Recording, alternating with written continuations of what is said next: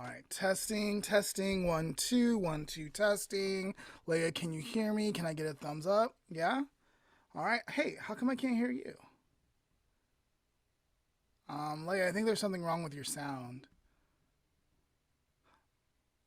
Leah, whoa, whoa. Deep breaths, deep breaths. We have time. We'll figure it out. Leah, oh, wait. Hold up. 1 second, 1 second. My sound was down. Lamont.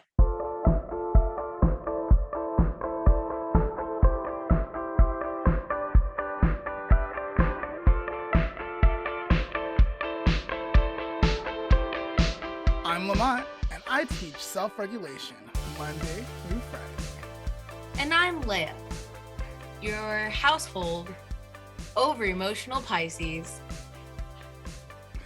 And you're tuning into the Lamont N Leah podcast. Hey guys, so we're in the second part of March, and some of the national holidays that stood out to me was March 27th, World Theater Day. March 30th, National Talk, sorry,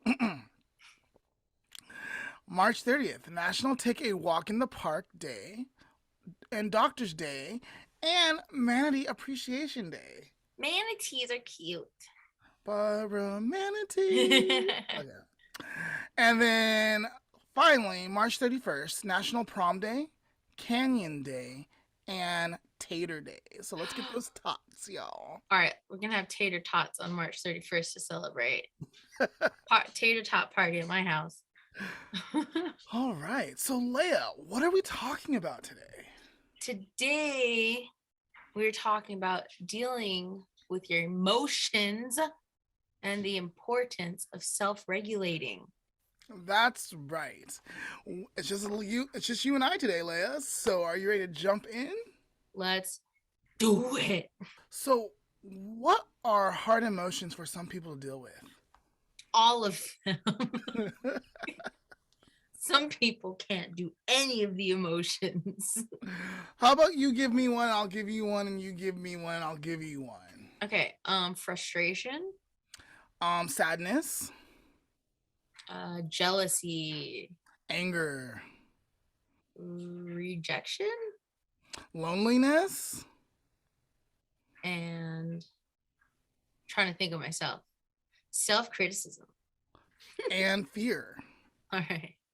Those are all difficult and even sometimes painful.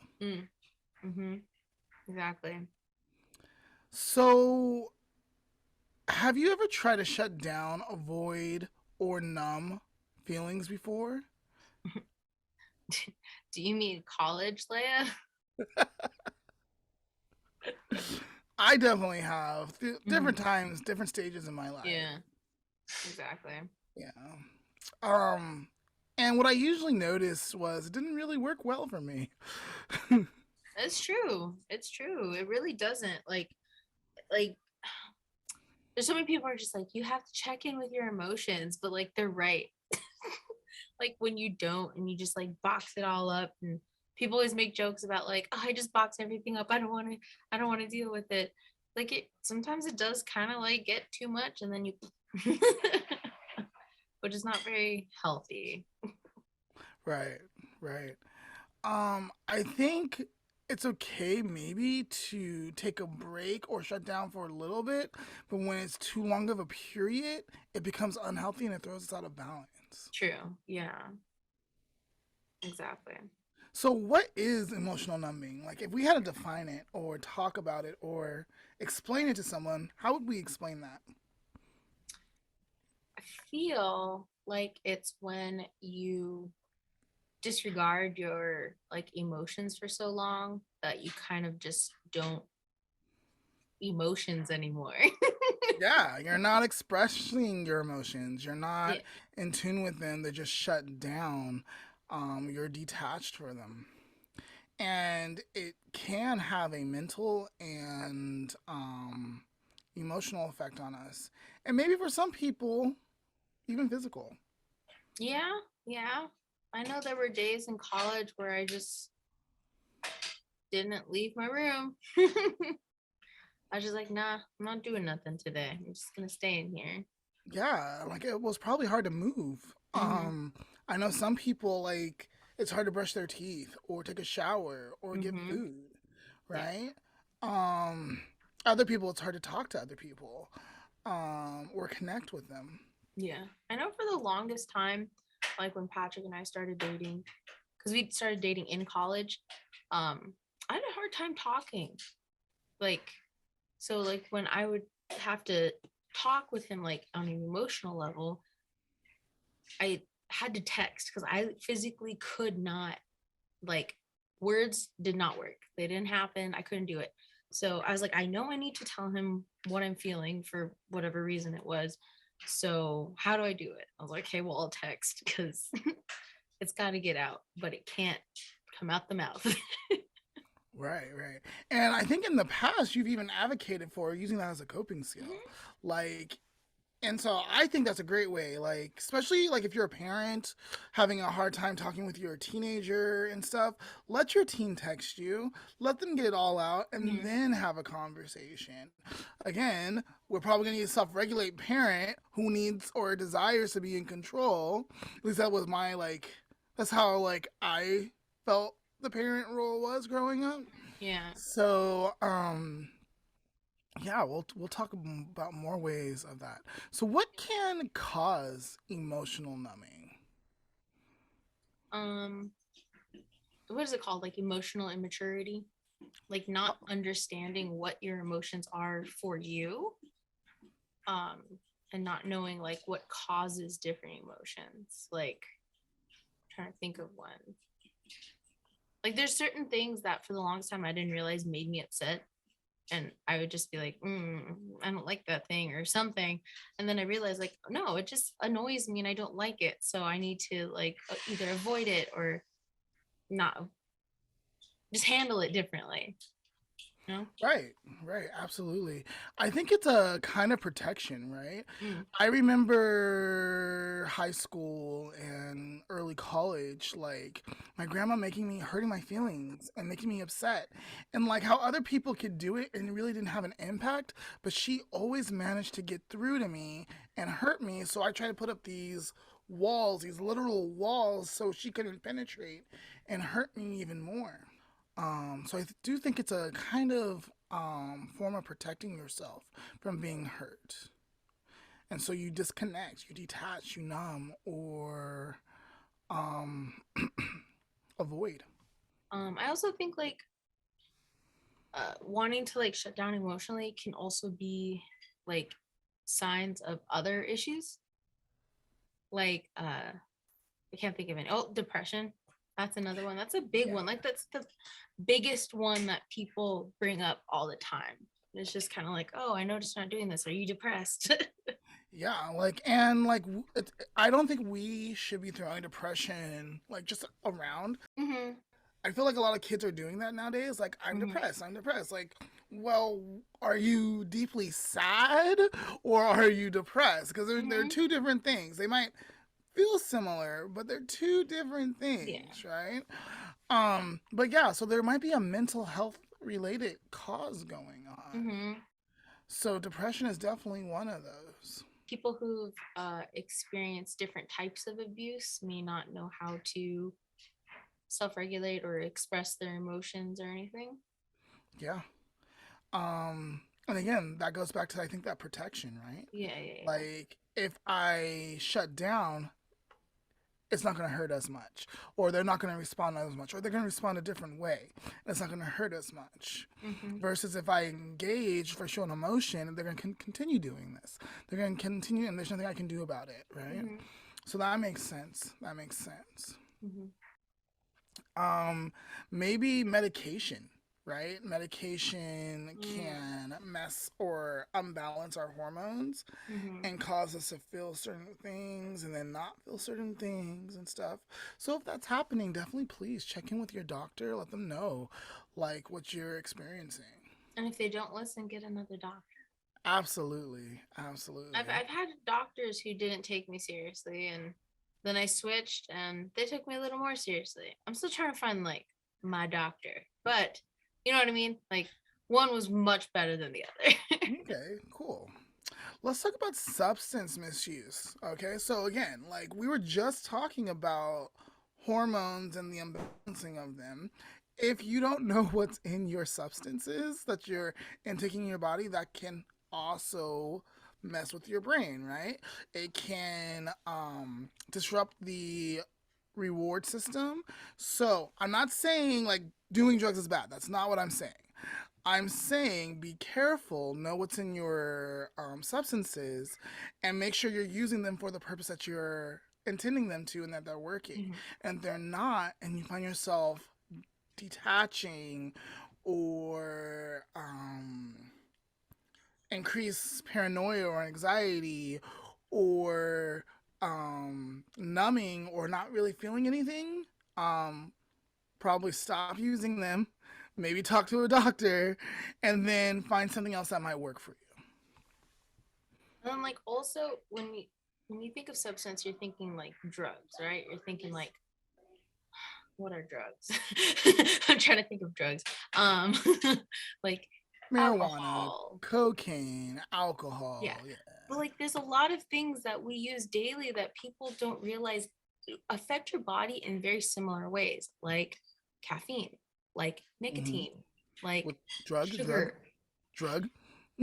Exactly. Like they are a type of drug and they're just so like normalized because they're not inherently dangerous, but they can have also these effects on people. And it's just kind of like trying to think. I know a lot of people who love sugar. Like they love sugar and they don't realize what it's doing to them because like I can see a huge difference versus when like I will just say it's someone in my house.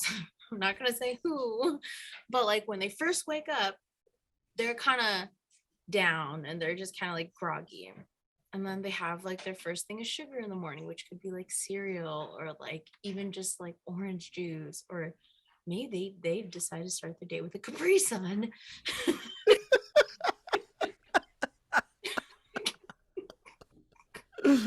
Yeah, and then they're like totally like on the opposite side. Like, Mhm. and you want them more in the middle where they can talk and Exactly. engage Mhm. versus being too like slow or sluggish or too hyped, right?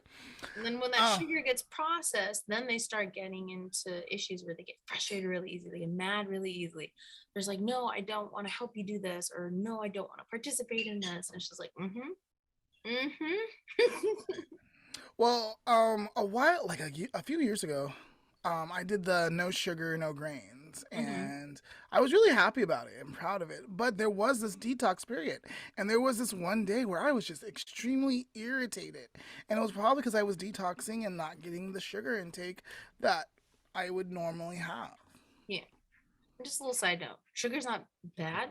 It's excess amounts of sugar, you know, because your body still needs those sugars to convert and blah blah blah blah. That's not what this episode's about, Leia.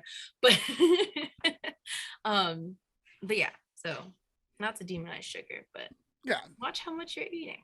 I'm totally back on grains and sugars. It's fine. I mean, I love it too much. within reason.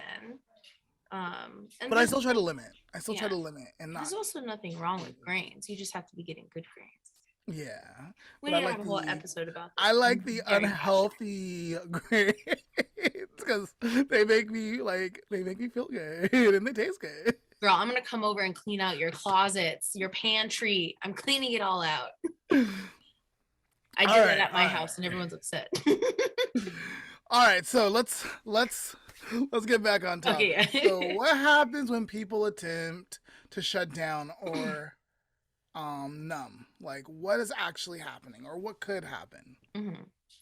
I think one of the biggest and most like obvious ones is your relationship starts to have issues, and that's not just like romantic, that's like friendships, that's family relationships Yeah. can also suffer a lot. Like I've seen those firsthand, like with myself and with other people that I know personally. I think that's like that's usually about when people start to realize like, uh-oh. Yeah. So if your relationships are failing, I think not far behind that is, or it's already happened, is a loss of interest in activities you used to enjoy. Like if you're talking from like a personal standpoint, like if things just kind of just don't seem as like bright. Like I don't really know how to explain that better than that, but like sometimes you're just looking at life and you're just like, wow, things are tan. Like things are beige if I had to give it a color. Like there's not, it's just there. I'm not really enjoying anything. And like that doesn't necessarily mean like you're numbing your emotions, but like even outside stimulus can do that too, which can cause you to kind of like want to shut down a little bit. Like I Right. know I had a really bleh job one time and I was just like, I just go to work, come home, and I was just like, what is there really to do or enjoy? And I was like, you know what? This is bad. I must quit. Yeah. Like, no, just be aware. Like, Mm-hmm. absolutely be aware, right? Mm-hmm. Another possible sign is isolating, right? I always tell my teens because my teens are like, I always get told, like, don't isolate, it's bad, blah, blah, blah. I'm like, no, no, no, no, no, no, no. Isolation in of itself is not bad. Mm-hmm. We all need time to ourselves to Mm-hmm. recover, to recuperate, or whatever. If we're isolating and the negative thoughts become intrusive and overwhelming, that's probably when we should seek other people's company and their help, right? Because we don't want to be stuck in that negative thing that's just like a cycle going over and Mm-hmm. over and over again, right? But if you're able to enjoy your company and be by yourself, that is completely fine. There's nothing wrong with that. Yeah, like everyone's got So, to recharge. So, yeah. Yeah. So, like, if you're isolating and it's not going well for you, or you're not feeling connected, or you're feeling too detached from your family, your friends, things you enjoyed, or whatever, that's when you want to start checking in, like, whoa, what's going on? What can I do to change this? mm-hmm. um, I realized we didn't really do what we do at the beginning of most of our episodes. We did define Lamont. Yes, we did. We, We didn't. We did not define self-regulation. I think we're going to do that in a minute. Well, let's I get think to you're it. jumping the Let's get to it. gun. So let's define self-regulation. So that was the next question, actually. What do people mean by self-regulation? How would you define it? Wow. So Lamont, what is the definition of self-regulation? It's the ability to manage your behaviors, your reactions, your feelings, and things that are happening around you. And Mm-hmm. again, it's manage, meaning to work through or work with, or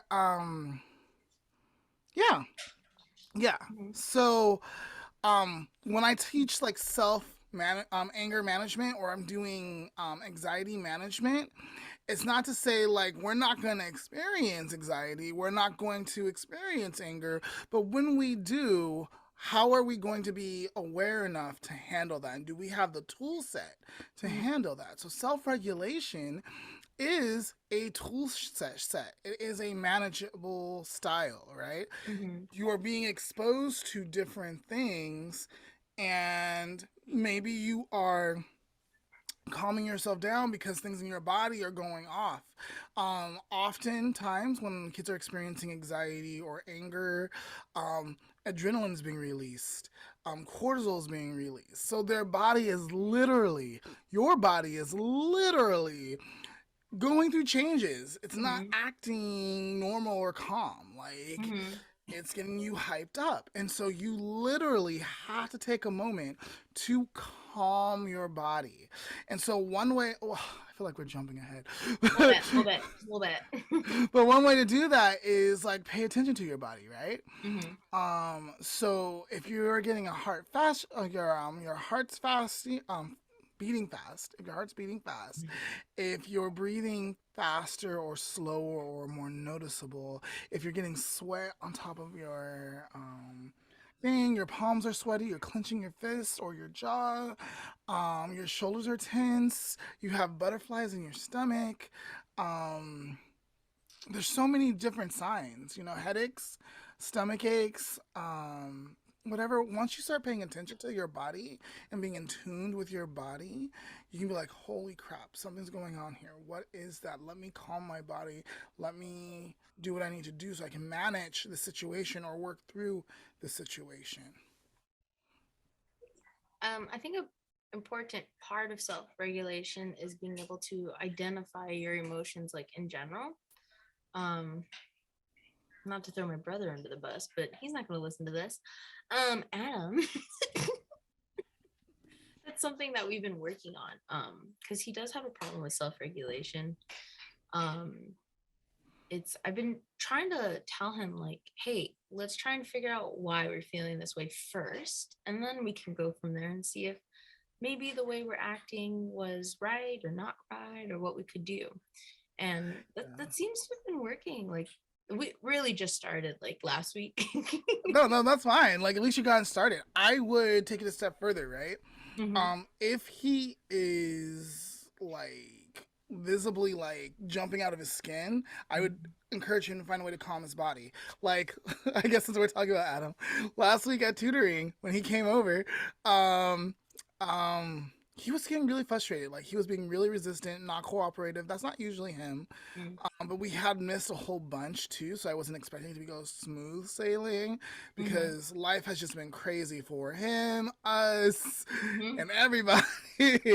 So, like, things are not normal. We are out of routine. So there's going to be an adjustment period. Yeah. But one of the things I did was like, hey, Adam, let's do 15 jumping jacks. Like, that would start his controlled breathing, getting him moved, getting some of that energy out that was building up. And then, of course, I would probably finish that up with like 3 deep breaths. We actually did do a lot of deep breathing last week where we do 3 sets of deep breathing. I was wondering why he did that. Oh, was he doing it at home? He did it like once. Okay. Did he actually hold the breath though? I don't know. He was talking to himself. I overheard him. He was like upset, but he wasn't like in my space. So like he was doing his own thing. I know I could hear him getting upset. He's like, okay, deep breath, deep breath, deep breath, deep breath. I was like, hey. I figured that was you. Yeah. No, there was one point where Adam, when he would get over here, because he always wants to play video games, like after tutoring, right? There was one point where like I told him like the computer's a distraction, like, and I would do 1 strike 1, strike 2, strike 3, turn around. We're gonna take the distraction away. He started turning it around on his own before he even got the strikes at one point. Like when he realized like, hey, like I'm focusing too much on this, I need to focus on this. So like I know he can. It's so exciting to just see him grow and stuff. But it takes time, right? And you have to teach the kids stuff, and we have to learn that stuff. And it's important that our kids or the kids that are around us see us practicing it too.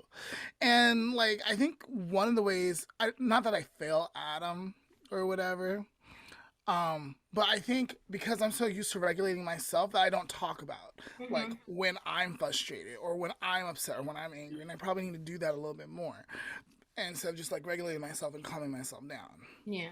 That's a good So idea. like he can be like, oh, this happens too. Yeah, I guess that's a good idea. Like, what I kind of work with him on is like when I do see him getting frustrated, and I can tell he's getting frustrated with not what is causing the frustration. So it's usually like me or something, versus like what's actually happening. I'm like, go take a breather, think about it, and come back and like, okay, so were you actually mad at me, or were you mad because of XYZ? And he's like, because of XYZ. I'm like, okay, that's cool. So like, what are we gonna do about it? I probably should start saying that, because I mean I do that in my head, I'm not just like, okay, well, let me go take a breather. Just in my head, I'm like, okay, that's not why I'm mad. Let's move on, because this is why I'm mad, and let's fix it. Yeah, so I do that all mentally pretty fast because I've been doing it for a while. Like, yeah, I think that modeling piece can connect us more to our young people, and they can relate a little bit better, and then they can start doing it for themselves. Yeah, that's a good idea. Maybe I'll start talking out loud. Yeah. So yeah, we defined it very long-windedly. Yeah. And I think we kind of touched on like the benefits, but like if you could put the benefits of learning self-regulation into like a few sentences, like concise sentences, what would you say? Yeah, I think it does play an important role in our relationships, our well being, our overall successes in life. People who can manage their emotions and control their behaviors are better able to manage stress, deal with conflict, and achieve their goals, right? Especially that last one. Yeah, it's all about slowing ourselves down, taking like what's coming in, processing it, and then responding to in a better way Hmm. or the Exactly. most efficient way. Mm, true, true, true, true. Okay. Um, I want to jump into like ways we can self-regulate or improve like and all that, but I think maybe we should take a break first I agree. and then we'll come back and then we'll do that. All right, if you're gonna take a break with us, we just want you to know, like, we want you to take a deep breath right now and do three of them. Breathe in through your nose. You hold it for like 2 to 3 seconds, and then you slowly let it go. Do three of those. Let us know how that goes in the comments, and we'll see you right after the break. All right, Lamont, today we're going to be tapping back into my favorite subreddit in the world. Am I the asshole? Mm. I found this one that actually might lead to a good conversation related to today's topic. So let's see. It's a little long, so I'm sorry, but it's interesting. All right, so it is by the user Markidak. No idea how do you say that name. I'm so sorry, user Markidak. Whatever. Um, am I the asshole for causing a scene at the gas station? My sense of justice and not being able to swallow my pride led to being overly aggressive. How would you handle the situation? Okay. And it begins. To explain the situation, I need to state a few facts first. There is a gas station around here, fully automated. Two fillers. There's only two fillers. I guess like two gas Pumps? station pumps. Yeah. Yeah. I don't think they're from here. I think it's a different country. Two pumps on the left and two fillers on the two pumps on the right.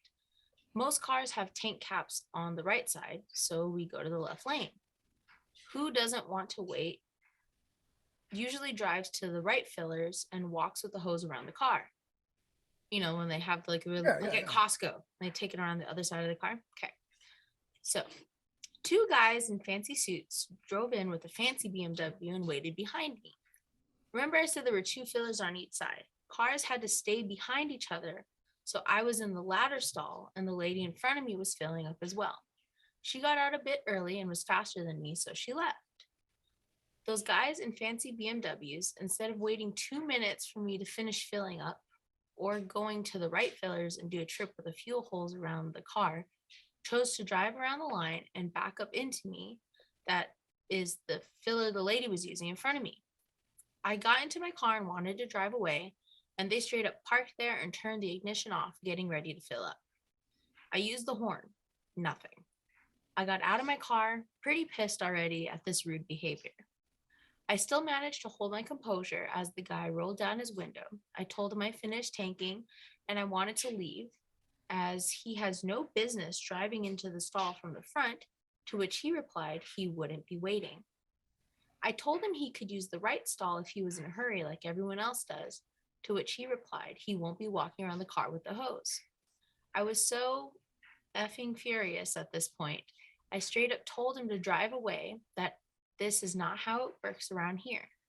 Guy accused me of being rude at that point. I effing lost it. It felt like public humiliation that I had to wait for him to finish filling up, as I was already finished when he rolled up and blocked my way. Not to mention, he was preventing lady from behind me in the line from filling up as well, so that they could both leave at the same time. He stopped talking to me and rolled up his window. I told quite loudly to myself they were what you would translate from our language as pissants. I don't understand that word. And walked over to the lady to ask her to move a bit back so I can back out as well and give her space. She looked at me weirdly. Probably I was furious, loud, and my voice was shaking as I tried to ask her nicely to move back while pointing out it's because the butt heads blocking my way. I feel humiliated and powerless that I couldn't do anything to hurt them and not being prosecuted or sued in the process. I feel justified without justice being served, but everyone looked at me as the bad guy. Interesting. There's a lot going on there, right? Um, so like, I guess I would want to follow up with the writer and be like, hey, like, did you really have somewhere to be? Or could you have just relaxed and been like, hey, you know what? They're in front of me. There's nothing I can do. I'm just going to let this go. That's one way of taking it, right? But it sounded like something that stood out to me. Something that stood out to me was them wanting to hurt the other people back. Right?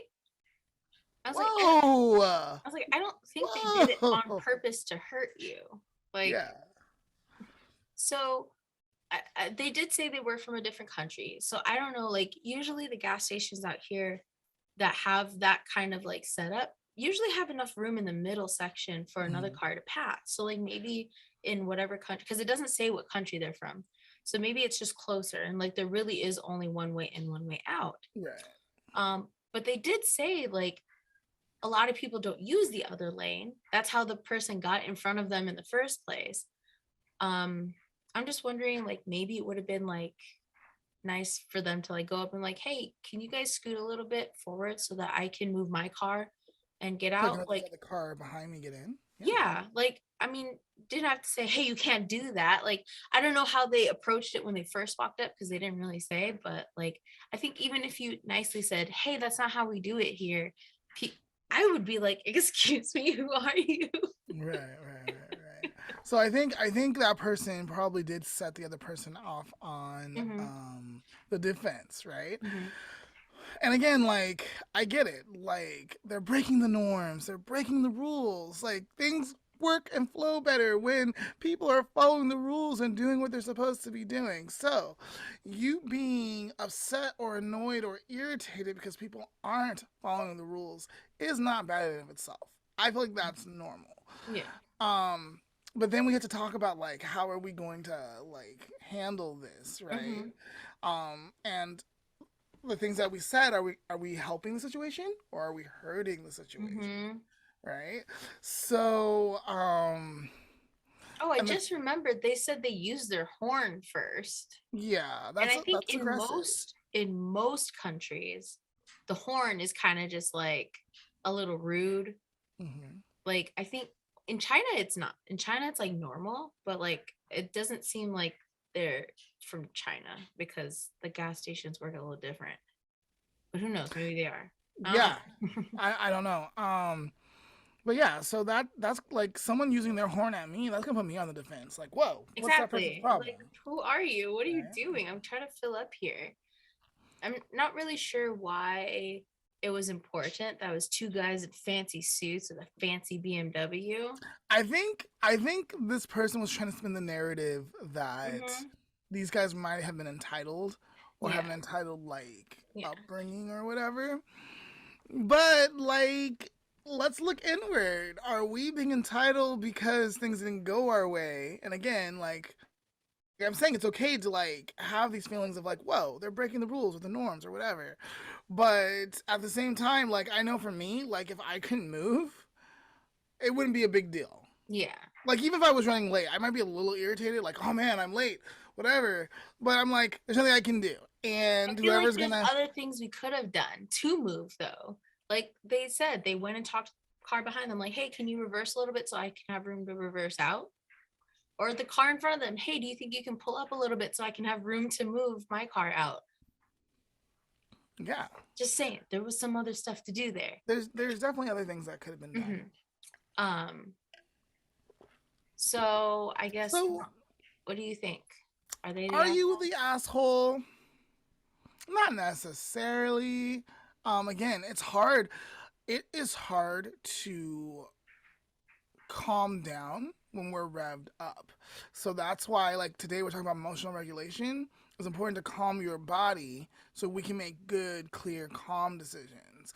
Because you might be thinking you're making good decisions by honking your horn, talking to the person, asking the other person to back up. But now you're already in an agitated state and not de escalate it. And so now they're like, whoa, why are you mad at me? Whoa, whoa, whoa, Mm-hmm. whoa, right? So are you the asshole? Not necessarily are you the asshole. Could the situation be handled differently to get a better outcome? Absolutely. Mm-hmm. I'm Absolutely. gonna have to slightly disagree. All I right. think they were the asshole. Yeah. I Well, it think sounds that, like the other people were the asshole too. So yeah. I mean, sounds like maybe a bunch of assholes. you all suck. All right, quickly before we go, I just saw this comment on the thing that I thought was interesting, kind of like ties up what we were saying. It is from the user Adrenaline Anxiety. Oh, we're just talking about those things. And they say, you're the asshole. You were publicly humiliated, powerless, and shaking with anger by having to wait a whole 2 minutes for this guy to fill up. How ridiculous. Anger management classes, my friend, and also probably therapy to deal with your hatred for people in fancy suits who own BMWs, as I doubt you would have responded like this if it was some little old grandma in a beat up car. But that's your prejudice there. Yeah, so I think he brings in, or that person brings in, like other possible factors that could have been going on. Mm-hmm. Maybe there was a prejudice there or a Mm-hmm. bias there, Yeah. and that impacted the way we behave. It's all connected. It's all connected. Mm-hmm.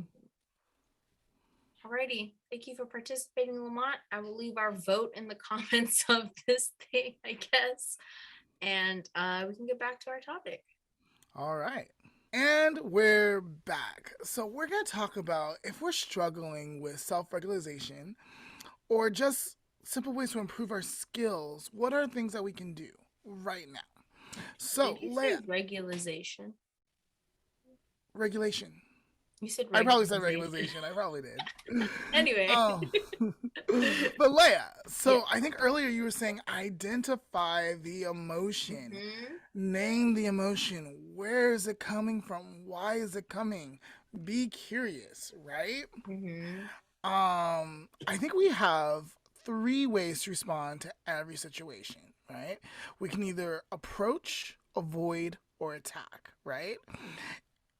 Attack is obviously approaching, but with more like Of vigor course. or aggression, right? And then we're gonna be like, if we're attacking, are we helping or are we hurting the situation? Yes. But if we approach the situation, we want to make sure that we are calming ourselves down, Mm-hmm. calming our bodies, calming our thoughts, taking it all in. Um, so, like Alea said, identify the emotion, name the emotion. Mm-hmm. Um, And that takes practice. Like, it it's not does.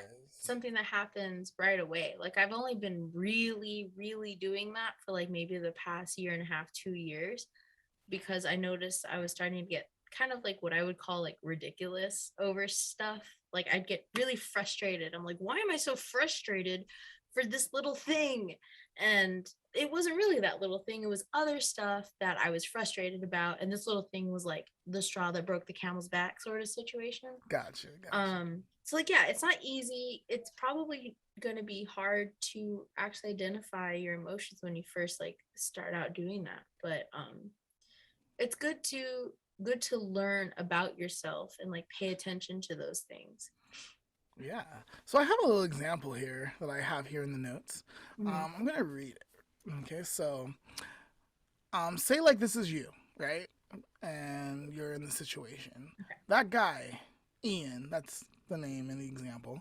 That Mm-hmm. guy, Ian, in my study group makes me so mad. I get so jealous when I see that guy or girl with my ex. I feel afraid whenever I have to walk past those bullies. So these are all sentences of being aware of how you feel when Mm-hmm. you have a negative emotion, right? Um, but like Leia was saying, it's not always easy to come up with a sentence or a thought of why are we experiencing this or Mm-hmm. why are we feeling this way. Yeah. I like to actually add on to those examples. Go ahead. So your example says that guy Ian in my study group makes me so mad. Why? Why Hmm. are we mad at him? So like that guy Ian did he stole my topic idea. I'm upset that he did that. Is he over talking Mhm. everyone? Yeah. Or I get so jealous when I see that person with my ex because I still care for them. Or I think that they're a bad match. I feel afraid when I have to walk past those bullies because it's been 5 years and they've been relentless. Like, I think just having a little more of like a because and a why factor, like, it's a good start saying that person makes me angry or that I'm afraid of that person, but it's just kind of like, but why though? And that can help you kind of figure out how you're going to deal with Right. So I think Leah to go to further go on with that. So back to that Ian thing. Whenever we do a group project, Ian finds a way to take all the credit from the other people's work. it. Mm-hmm. That's a legit reason to be angry or Yeah. mad, right? Um, our teacher thinks he is the star of the team, even though he never makes his own ideas. I'd So, be mad too. yeah. So when I see my ex flirting with other people, it reminds me that I still have feelings for Mm-hmm. them, Yeah. right? Um, even though the bullies don't pick on me, I see what they do to other people, and it worries me, Mm. right? So know why you're feeling the way you do. So first, identify it, like Leah was saying, and then unpack it further. Ask yourself why. Get curious. Unpack that. And then don't blame. So being able to explain your emotion isn't the same thing as blaming someone or something for the way you feel. Mm-hmm. So you don't want to blame. You want to be able to recognize your ex probably isn't seeing or um, someone new as a way to get back to you. That's probably not what's happening or going on. And the guy who takes credit for your work might not even know what he's doing. Well, now we need to have a conversation. I realize, like, hey, I'm upset with this person. I don't like what they're doing. I've identified the problem. I've talked about why. Let me have a conversation. Be like, hey, like, do you realize you're doing this? And how can we prevent that from happening? And how can you maybe start giving credit to everyone who's contributed? I like the phrase of like don't blame because I feel like that's the first thing that people do. Like that, I mean, I shouldn't say it. I think that's the first thing. No, that's definitely the first thing I did when I started doing this. I was like, okay, cool. I'm mad. I'm mad at this person. Why? Because they did this. They're bad. When in reality, it's probably a different situation. I mean, they might, it might actually be the other person's fault, but I'm really kind of like give the person the benefit of the doubt sort of person. Because like, yeah, maybe it is like, what is this one? Ian doesn't even realize that he's taking credit or whatever. Right. Oh man, there was something else I wanted to mention there. About blaming others. Man, well, I can't remember. Maybe if I remember it, I'll bring it up later. But I just want to say that Or you like can comment it during the you're weeks if it comes up. yeah, you're responsible for your emotions, and other people are responsible for their emotions. Like, did I tell the story on here? I did. I told the story I think a few episodes ago about my friend who was posting about how he wanted to start working out and whatever, and he's an influencer, so he has like a lot of followers, and some of them are all just like, you can't do that because that triggers me. And I was just, telling him like, you're not responsible for what they think and their triggers. You're responsible for doing what you want to do when you want to do it, and you want to work out, get healthy, then you do that and they can manage themselves. Right. Right. Right. So yeah. All right. So again, don't blame, don't judge, accept all emotions as natural and understandable. Whatever you're thinking, whatever you're feeling, it is a part of you. It's normal. Doesn't mean you have to act on it right away. Like Leia said, you are responsible for your emotions. But take it in. don't judge yourself as good or bad or worthy or unworthy, right? I feel like a lot of people do this. Like, I'm a bad person for feeling this way or thinking this way. No, you're a normal person for feeling what you feel and thinking what you're thinking. Mhm. And what am I going to do with what I'm feeling and what I'm thinking? Am I going to act on it? And is it going to help the situation or is it going to hurt the situation? So Mhm. try to keep that in mind. Yeah. All right. So there's this thing called cognitive reprisal. I like cognitive reframing or cognitive reframing. It's a little bit easier for me to remember because you can reframe or change your Mhm. thoughts, right? Um, I haven't it's heard another about strategy. that. Would you say, Leah? I haven't heard about that before, so you're gonna have to Oh, explain. cognitive reframing. Yeah. Yeah. So it's another strategy that can be used to improve self-regulation abilities. Mm. This strategy involves changing your thought pattern, specifically um, anything involved with reinterpreting the situation in order to change your emotional response to it, right? Mm. So this is like a mindful thing that you're doing. So an example is, imagine a friend did not return your call or text for several days. For me, this is not a problem, but for a lot of people in this generation, it is a problem, Mm. like Yeah. for even a few hours or minutes, Mhm. right? So imagine your friend didn't return your call or text for several days. Rather than thinking that um, this reflects something bad about yourself, such as my friend hates me, you might instead think my friend must be really busy, Mhm. right? That and Yeah. that's probably more true, right? Like Mhm.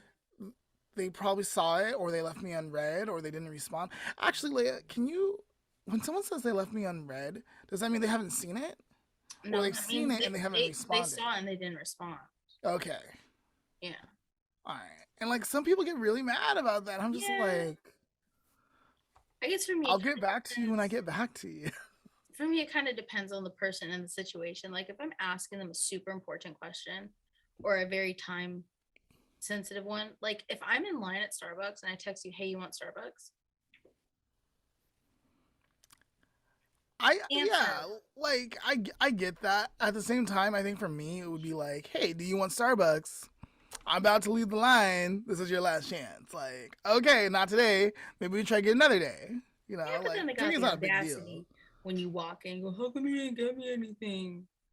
Hey, did you check your phone? You Did should you have texted." respond? You didn't. We got to do it another time. Like Yeah. to me, that's not gonna shake me. Yeah. But I guess I guess how big the attitude is could like impact me, Hmm. right? Like especially if it's like a teenager, like you didn't give me anything, you went and blah blah blah blah blah. Yeah, I I get that. I get the cognitive reframing. Like it kind of makes sense, but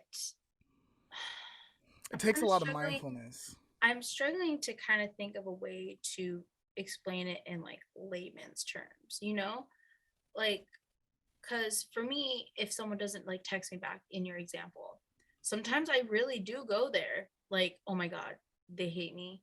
They're mad at me. I did something. What am I going to do? It's really easy to like slip into that negative thought It process is. first. It is. So, And so if you're still slipping into that negative thought process, because again, this is a process. It's not mhm. going to change overnight. But one of the things you can start implementing is what is the evidence for? Or what Mm, is the evidence against? yeah. So if I think, whoa, they hate me, I can like probably slow down, maybe calm my body, like do some deep breathing, mental counting, other preferred coping skills on how to calm myself. And I can be like, whoa, like that's like a harsh statement, right? And like, Mhm. what evidence do I have that my friend hates me? Mm, What yeah. evidence do I have against it? Oh, well, they stay up late with me on the phone. They buy me food. Nothing They, has happened recently that yeah. would. Like, I'm just being emotional, Yeah. and that's okay. Like, I'm gonna, like, get past this and move forward, kind of thing. Hmm. Yeah. So again, like it's taking like if you haven't watched the episode before this, which is self-compassion, it's taking that Mhm. self-compassion. Mm. It's not being harsh or judgmental of yourself, or if you are recognizing that you are, and then taking time to reprogram and retrain those thoughts so it comes more a little bit natural. And the more you do it, the more you participate, the more you practice, it's going to be more natural. So we're not going always into negative. We're switching over to like, no, this is another thing. Mm-hmm.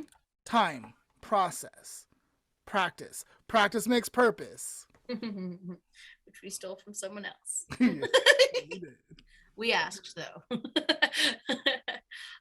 Okay, yeah, that makes more sense to me. I like that idea because I think that's what I have done in the past when I'm like thinking the worst of a situation. I'm like, okay, but is it real? Did that actually happen? No. Okay. Calm down. Yeah. Well, I know, like, if anyone else tells me to calm down, that doesn't usually help. Maybe if I tell myself to calm down. Don't tell me to calm down. I'll beat you up. Yeah. Like, I'm thinking of that one scene, which I'm not gonna pull up, but I think it would be totally fun to pull up. But I'm thinking of that one scene, from The Devil Wears Prada, where Anne Hathaway is interning at this like model agency, and this other fancy like girl who breathes and lives fashion. She's like, I rarely tell this to other people, but I forget what she says. Like something along the lines, you gotta calm down. You gotta pull yourself together. That aren't me, you know. Yeah.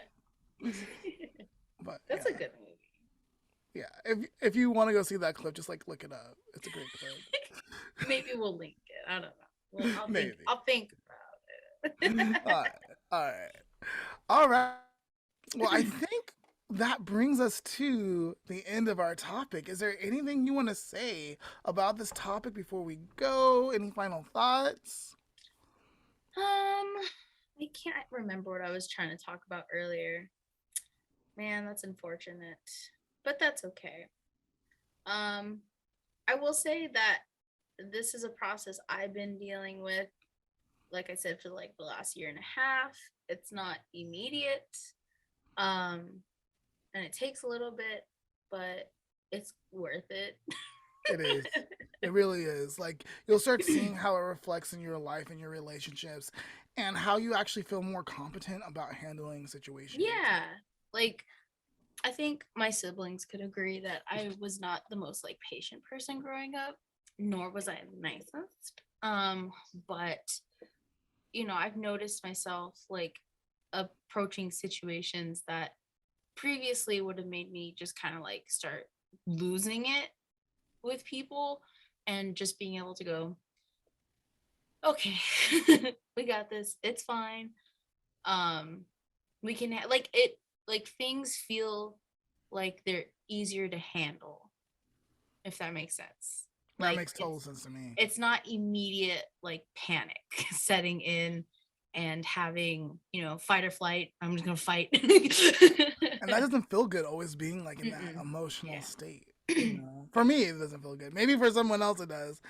But like for me, no. Yeah, and it's a relief being able to kind of like get rid of the situation and not just let it like dwell for so long.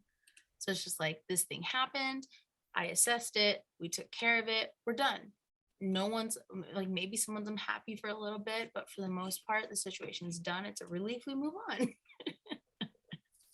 So yeah, good luck. If you guys have any questions or want some more resources, I'm pretty sure Lamont would be more than happy to reply in the comments. If you guys have any other ideas of topics that we could talk about, maybe semi-related, or like even if we ever hit a topic like today where you like want to go more into something, just let us know in the comments. I'd be more than happy to put that on our schedule. Yeah. We're always looking for ways to connect and connect with you guys, talk with you guys, get you guys on if you guys are brave enough to come on. You know, so let us know. Let us know what you're thinking, what you want to talk about and stuff. All right. Thanks for watching and listening, and we'll see you next time. All right. Bye.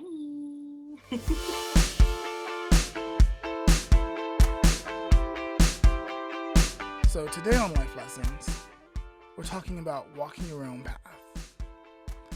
We all know that people like to judge other people. This peer pressure can make you stray from the path you started to carve for your future. Don't mind other people's aspirations. Don't ever let someone else's goals or dreams influence your vision of life. Actually, I don't think I like that sentence. Because it's okay if we do let people's dreams influence our visions for our lives, because maybe I want to be a better writer, or maybe I want to be a better, like, and there's ways to do that and overcome that and do that. So I don't think that's not what I want to say. Don't mind other people's don't mind other people's aspirations. Make sure you're following your goals and your dreams. That people like to judge other people. This peer pressure can make you or us stray from the path that we started to crave for our future. Don't mind other people's aspirations. Make sure you are following your goals, your dreams, and your vision of life. It's your path, and you decide where it takes you and how long it takes you. You can see it through. And that is today's life lesson.